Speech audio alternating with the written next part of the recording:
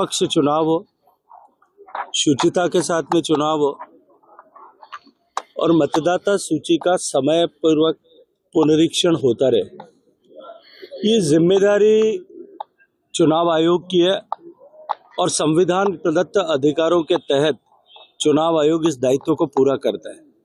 इस देश में अनेक बार इस तरह से स्पेशल इन्वेस्टिगेटिव रिव्यूज मतदाता सूची के हुए हैं।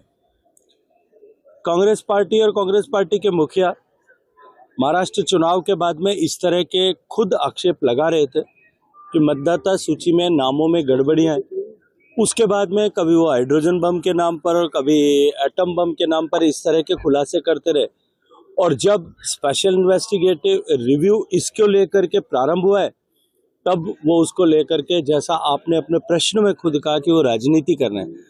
मुझे लगता है कि अब जब बिहार के चुनाव के बाद जनता ने स्पष्ट संदेश दे दिया कि न बांटने की राजनीति देश में चलने वाली है, न तोड़ने की राजनीति देश में चलने वाली है, न दुर्व्यवहार की राजनीति देश में चलने वाली है, देश में न परिवार की राजनीति चलने वाली है, केवल और केवल विकास की राजनीति और देश को विकसित करने के लिए प्रेरित और समर्पित राजनीति देश में चलेगी।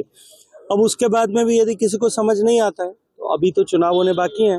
बंगाल में चुनाव होगा, उसके बाद के जितने चुनाव होंगे, असम में चुनाव होगा। मुझे लगता है कि बाकी बचे हुए शायद संदेश जनता एक बार फिर ऐसे लोगों को दे देगी। देश दुनिया की ताज़ा खबरें और वीडियोस के लिए अभी डाउनलोड करें पत्रिका ऐप।